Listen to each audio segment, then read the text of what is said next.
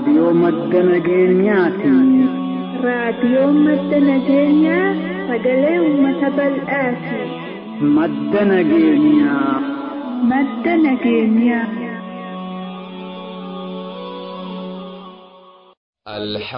Alhamdulillah faaruun kan rabbii keenya banannetii fi raadiyoo madda nageenyaa sagalee uummataa waliin ifa fuuldurri keenya.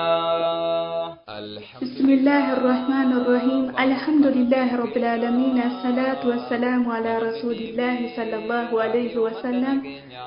kabajamtoota fi hordoftoota raadiyoo madda nageenyaa assalaamu alaykum wa rahmatullahi wa barakaatu. kabajnii fi jaalalli keenya qilleensarra qaxxaamuree bakka isin jirtan maratti isin haa ga'u. akkam jirtan nageenyi keessan dansaa xiqqaa guddaan nagahaa baddaa gammoojjiin nagahaa ollaan keessan nagahaa sa'aa namaan nagahaa wanta rabbi isiniif kenne nagaa isiniif haa ta'u. kan nagaa hin qabne nagaa rabbi haa kennuuf. kan nagaa qabdan alhamdulillah jedhaa galata galfadhaa. sagantaa keenya kan torbanii guyyaa roobii gurraan dhala 17 bara 2021 qabannee fullaanee jirra. alhamdulillah galanna rabbi haa ga'u. egaa kabajamtoota fi hordoftoota raadiyoo madda nageenyaa sagantaa keenya odeeffannoon eegallaa. odeeffannootti aansee waa'ee fayyaa kan Alii Hasaniin nuuf dhiyaatu kanatti aansee darsii Dr. Yusuf Nuuree Dammaa kutaa 6ffaa dhuma irratti sagantaa gaafii deebii kutaa 2ffaati. amma osoo gama oduutti isin dabarsin uummanni keenya wal ijaaruu qabaa, wal dhagahuu qabaa, diina isaa cal jedhee walirratti ilaaluu hin qabu. kutaa jirtan hunda wal dammaqaan dhaamsa keenya. egaa gamanumaan amma odeeffannoo waliin turtii gaarii. banannetii fi raadiyoo madda nageenyaa sagalee uummataa waliin ifa fuuldurri keenya.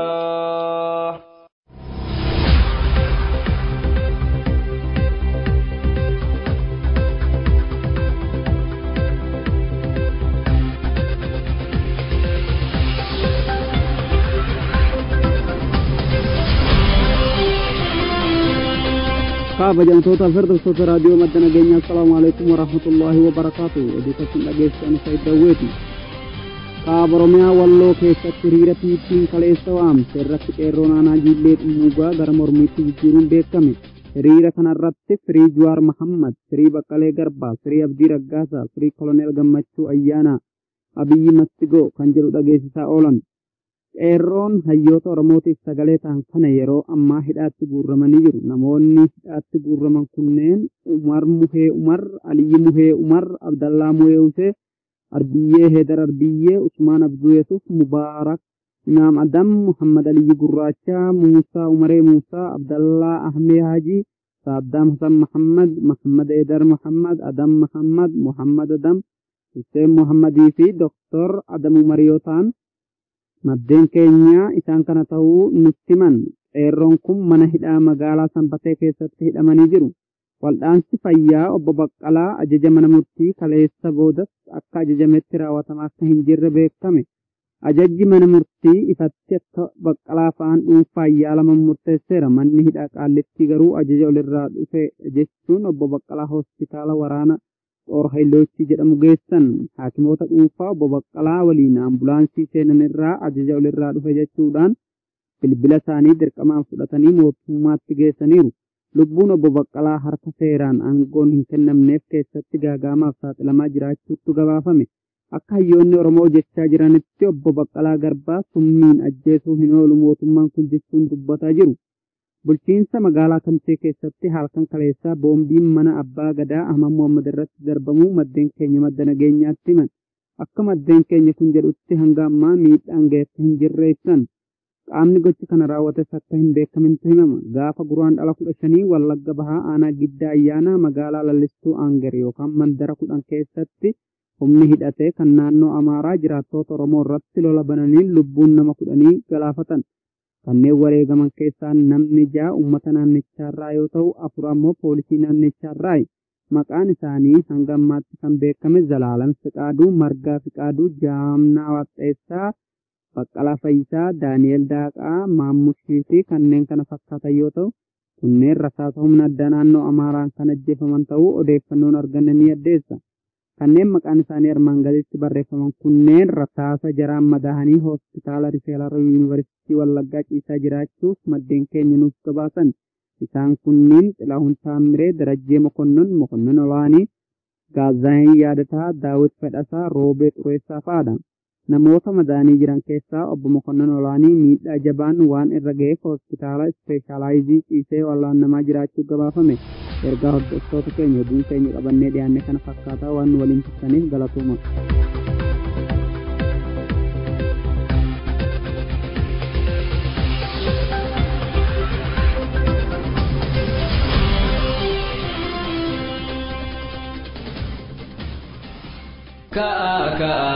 Akanuun hundini diina kan kee gonkumaan sodaatini ya biyya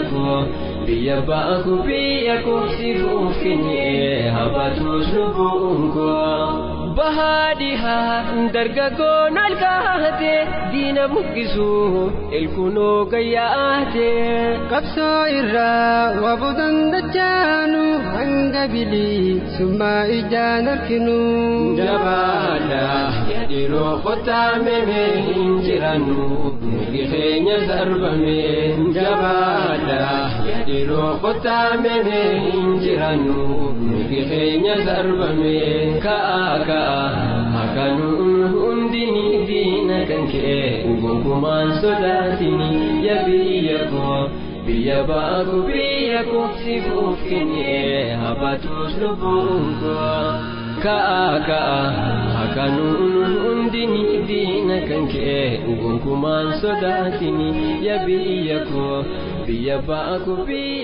sifuuf kennee habatuus lubbuun koo. Maashaallah obboleessa keenya odeeffannoo dhageessuu keetiif galata argadhu siin jenna. Egaa dhaggeeffattoota keenya amma sagantaa fayyaati. Sagantaa fayyaa boodan qophiilee keenya wal duraa duuban itti fufaa turtii gaarii. Dura awwaalamee boolla keessaa ol baasu seenaa baay'ee qaba ture biyyi keenya madda nageenyaa waliin ifaa fuuldurri keenya. Akkam jirtan kabajamtootaaf hordoftoota reediyoo madda nageenya sagantaa fayyaa har'aa keessatti waa'ee jinjibillii kan ilaallu ta'a.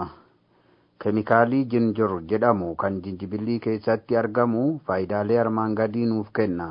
Fedhii nyaataa ni dabala yookaan appitaayitii, balaqqama, konkolaataa keessaa dabalatee nurraa ittisa, dhukkubbii marsaa laguu ni hir'isa, nyaata garaa keessaa daakamuu dhabuu yookaan indijeeshin nurraa eega, vaayirasii qufaa dadhabsiisuun fooyyee nuu kenna.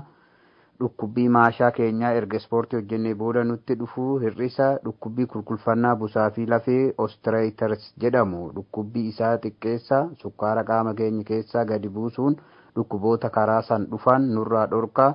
Qabiyyee qaamaa yoo baay'ate dhukkuba kan siniif qopheesse Alii Hassanii fayyaan dhabinaa fayyaan faaya. Alhamdulillah faaruun kan rabbii keenya bananne TV raadiyoo madda nageenya sagalee ummataa waliin ifaa fuuldurri keenya.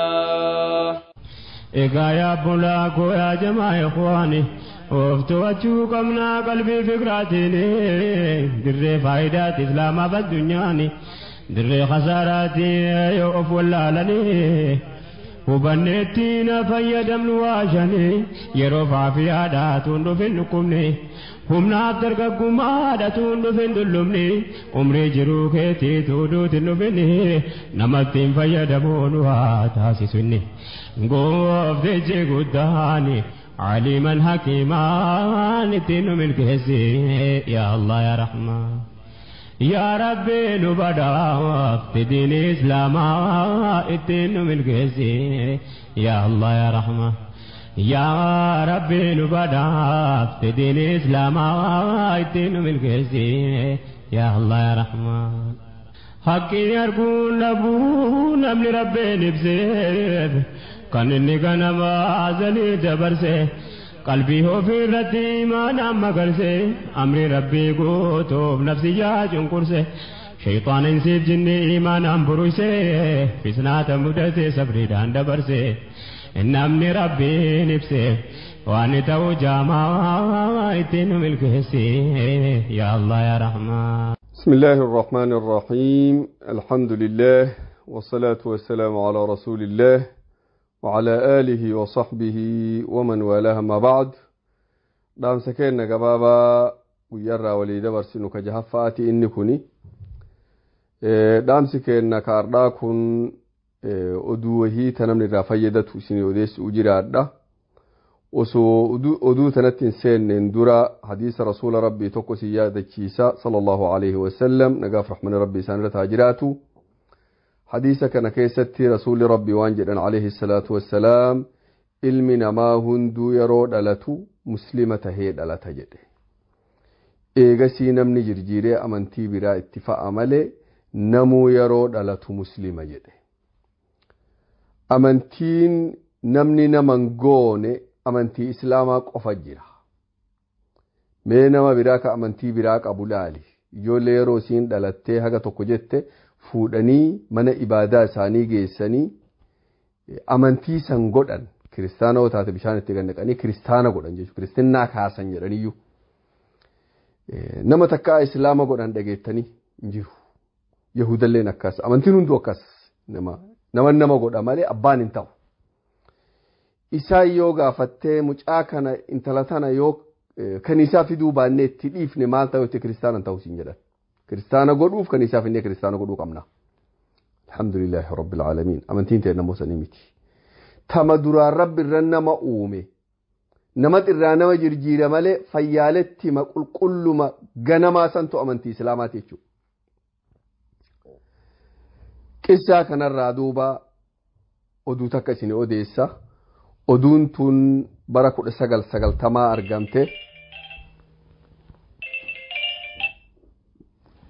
oduun tun bara 1990 mucaan tokko biyya Ameerikaatti dhalate haadhaaf abbaan isaa kiristaana maqaan isaa Aliskandar jedhama mucaa xiqqaa kana yeroo duraa inni dhalaterra haati isaa murteeffattee waa'ee filmaata amantii isaaf lakkisa jette mucuma kiyya kanaaf dhiisa inni amantii fedhe haa filatu jettee murteessite haati isaa mucaan kun yeroo guddatee waggaa 6 ga'e haati maal fiddeef kitaaba amantii addunyaa gubbatti amma beekamtu hundayyuu kitaaba tokko kasii kitaaba dura taa'asii akka quraana kenna fiddee dura keette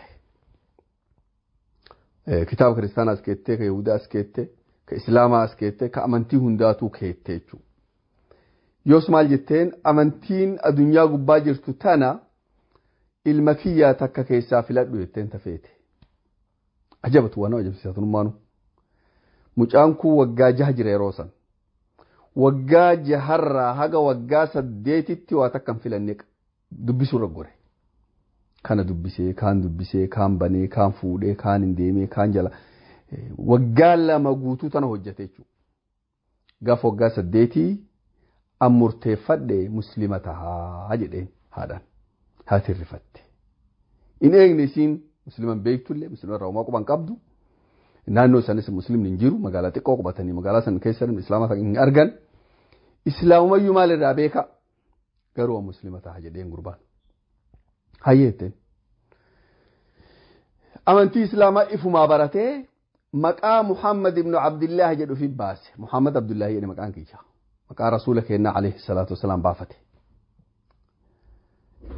ifumaa salaata barate ifumaa ibaadaa barate ifumaa barsiisee osoo nama tokkollee takkaan argin salaata eegale salaata mana eegaluu qofaa miti salaata mana barumsaa keessatti salaatuu eegale kan namni tokkolleen kan muslimaa achi keessa hin jirre gurbaa kana dhagaye manni muslimaa dhagayanii televizhiinni islaamaa tokko keessummaa yaamee fi keessummeesse sagantaa godhanii fi yaaman haadha waliin dhufe akkaataa inni islaama taheef kanarraa odeeffatuu barbaadan osoo sagantaa inni gaafii eegale gaafiin isaa hunduu hangni guddaa hajji akkamii dhaquu danda'a eessaa waan kana fixadhaa tikeetni gara hajjiitiif hoteela siita hagam takka bahiina gaafataa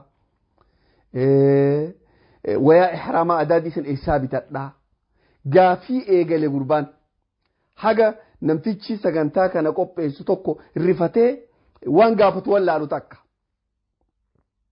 waan jedhee waan ati gaafatte hundayyuu bal'innaan deebii sii deebifna dura sagantaa keenya taaseennu hayyeedha akkamitti islaama filatte irraa jala qaban qalbiin tiyya yeroo duraa argayyuu kitaaba quraanaa kana irra na jaalatteedha kitaaba hundaa dubbisee gaafii duraan sammuu keessa na yaatu hundaa deebii kitaaba quraanaa keessatti argadhe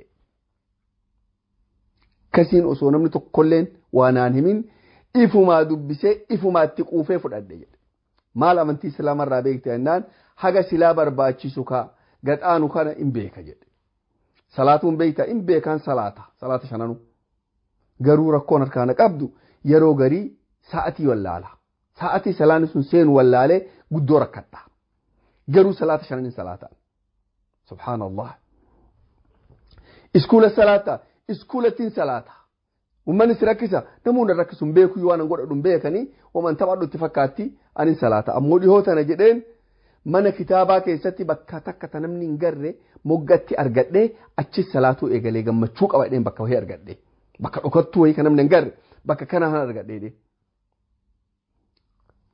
yoos maal gaafatan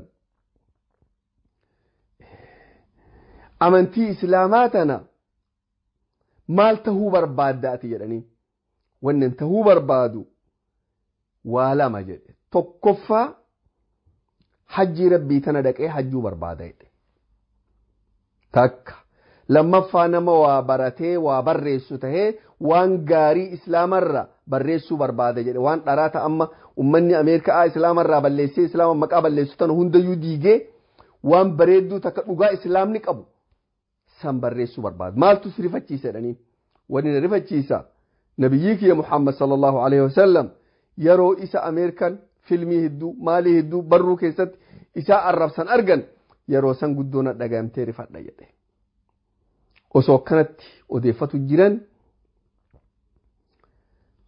yeroon salaataa geette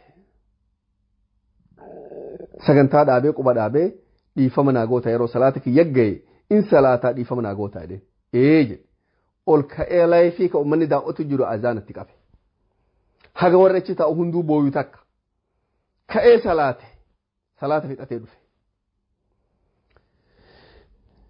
maal barbaadannaan hajjii jedhe yaanni kiyya hajjii akkamii dhaqanaa him jedhe haatiyoos maal jette hajjii tana ka'abaa islaamaa gurraattii san mana isaa guutuu achi keessa isii maxxansee manaan guute jette ammoo gurbaan kiyya imaana dhuga'aa qaba jette namni waan taphatu itti fakkaatti hin taphatu imaana dhuga'aa qaba gurbaan kiyya jette yoos osoo sagantaan hin dhumatin dhumarratti maal kennaniif sihiif warra keessanillee tikeeta banama hajji'i ka umra'a yeroo feetanii deemtan ho'aa jedhanii yeroo feetanii isin mijjaayetti deemtanii dhaqxan hoo jedhanii banaachuu tikeeta boo'ee dhaabate wannan jechuu barbaadu rabbi kana maqajeelchu ilma namaatii miti mucaa kana namni tokkolleen hin qajeelchine rabbii guddaa malee innaka laa tahdii man ahbabta walaakin allahu yahdii man yashaa rabbiin guddaan iimaana fidee qalbii isaa keessa kaa'e isa kan namni tokkolleen itti himin ilmaan keenya rabbiin guddaan fuudhee ilmaa iimaana hagas ga'usan kasanii olii rabbi qalbii isaanii keessa nu haa kaayu jaalala iimaana rabbi qalbii isaanii keessa haa kaayu nuhuu qalbii teenya keessa rabbi nu haa kaayu guddina fiitiin jaalala salaata ka sagantaa dhaabanii waan hagas jira laayifii sanirratti ka'ee azaanee salaatu ka akkasii ilma keenya rabbi nu haa godhu kanaafuu waan karaa rabbi irratti haa jabaannu amantiin teenya tun amantii dhugaan jabdu'u dhugaan qaalii amantii takkittii dhugaatii haa jabeeffannu ni'maa rabbi nuu kenne kana ifirratti beeknee galata rabbii guddaa haa galchinu haganaaf egaa rabbii khayrii waliin nuu qabe sharrii nurraa qabe waan ifi jaalatu nu laaffise umrii khayrii irratti xaa'aa irratti waan ifi jaalatu irratti umrii nu dheeresse gaafa godaanullee rabbiin khaatimaa nu qajeelche qabrii teena roogdatu min riyaadil jannaa caffee jannataa nu godhee nu bal'ise achi keessa nu qananiise yeroo achi keessaa gabbaanullee fuula isaa dura rabbiin guddaan dilii teena nu salphisine nu sattare gaaddisa arshii fi jala nu teechise kitaaba keenya harka mirgaatiin gaafii takka malee nu kenne siraat akka hangaasuu irra nu dabarse حودي رسول رب الله عليه الصلاة والسلام نؤباسه نهيف أهل كينا فر كينا في صاحبوتي كينا هريوت كينا مرة وجين جنة الفردوس كيس ربي مداول إنه هاكبو حاجة برمستانو كيس والجينو نجا ربي تناجرادا والسلام عليكم ورحمة الله وبركاته. الله الله يا الله الله يا ربي الخالق يا موتي ذكي سمين هندنو سافك جولتي نمي نوكا دان ديكا. الله الله يا الله الله يا ربي الخالق يا موتي ذكي سمين هندنو سافك جولتي نمي نوكا دان ديكا. راديو مدنا جينا قافلة دادا تنسيت إيسو كرا سلباته برمسا كرقتني قافي بفقري تنسيت قباو برنانك مهردوتان كبجان سنقافلنا كون قبي قافي سقنطان قافي جيبي قربانتي يروتكو كنسنيتي هاتيوتاو قافلة كان حالة سلباتا كان مهردوتان كرا واتساب يوتيوب تليجرام في كرا فيسبوك تنكالسن كران جيرتاو اسم راديو مدنا كينيا سجلي حواسا كينيا kabajamtoota fi hordoftoota raadiyoo maddana keenya egaa sagantaa gaafii deebii gubbaa keenya jirra. sagantaa gaafiitti darbuun duratti hirmaatota torbee darbee isiniif eerraan faana bu'a. obboleewwan gaafii torbee darbee irratti hirmaatan Ahmad Yusuf Saudi Arabiyaa magaalaa Kamis irraa deebii guutuu argatee jira. Ahmad Aliyyi Yusuf Saudi Arabiyaa magaalaa Riyaad irraa deebii lama argatee jira. Bashir Ahmad Saudi Arabiyaa irraa deebii lama argatee jira. Ahmad Bakajja Saudi Arabiyaa irraa deebii tokko argatee jira. Addeessa Sa'iid Saudi Arabiyaa irraa deebii guutuu argatee jira. Egaa hirmaattonni keenya har'aaf kana fakkaatan kan gaafii torbee darbee irratti hirmaatanii guyyaa itti aanu kana caalaa akka hirmaatan abdii qabna. Gaafii kana irratti hirmaadhaa wal dorgomaa inshaallah. Akkuma sagantaa keenya darbe irratti isiniif himnetti dhuma irratti badhaasa qabaa. Amma gama deebiitti haa deebi'u. Malee narkamu ijoollee teessaniif itti yaadamee miinamu. Daa'imni waan barannee rakkachuun isaan oolamu. Barnoota malee namummaan namaan beekamu. Gammachuun namaa barnoota malee narkamu. Ijoollee teessaniif itti yaadamee miinamu. gaafii torbee darbee tokkoffaan Aliyyi bin Abi Xaalib intala Rasuulaa sallallahu alaihi wasallam bara meeqaffaa keessa fuudhanii jedha. Hijiraa bara lammaffaa baada lola Badriitii booda. gaafii lammaffaa sahaabaan ergamaa Rabbii sallallahu alaihi wasallam warra Madiinaa ka barsiisuuf ergame eenyu maqaan isaa jedha. Musa'ab ibn Umayriiti deebiin isaadha. osoo Rasuulli sallallahu alaihi wasallam gara Madiinaa hin deemin duratti. gaafii sadaffaa amanamaan ummata kanaa amanamaan ummata Rasuulaa sallallahu alaihi wasallam eenyu jedha. Ubeydaa ibn Jarraah rabbiin isaanirra haa jaallatu. Egaa hordoftoota keenya gaafiin torbee darbeedha deebiin isaadha kana fakkaata. Har'a gara gaafii guyyaa har'atti haa darbinu. tokkoffaa waajibaanni solaataa meeqa? lammaffaa arkaanni solaataa meeqa? sadaffaa shirkiin bakka meeqatti qoodama? afuraffaan diliiwwan gurguddoon bakka meeqatti qoodama? egaa gaafiin torbee kana gaafiin har'aa kana fakkaata. hundi keessaan irratti hirmaadhaan dhaamsa keenya baarakallahu fiikum. Diin rabbii barsiifannaani ilmoon gaariidha rabbi sii qajeelchinaani. ilmoo dhalterraa gammaduun ni'maa rabbiin si faaye yoo diin barattee haqa kee qabee qotee shukrii isaa galchii wallaahi rabbumaa sii ta'e. الله الله يا الله الله يا ربي خالقك يا موتي دچي سمين هندنو سافكا جولتي نمي نو كچيچي دان ديكا kabajamtoota fi hordoftoota raadiyoo madda nageenyaa sagantaa keenya har'aa asirratti golomnaa akka itti gammaddanis abdii qabnaa.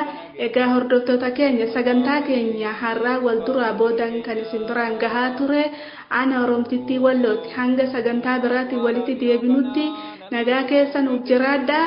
Assalaamu alaykum wa rahmatullahi wa barakaatuh. Baaduma ijaarame biyya keessa qubatee allakkaahee hin fixuu bu'aa lammiif hojjetee galatoomi miidiyaa burqaa madda nageenyaa sagalee Oromoo waliin ifaaf hundurri keenya.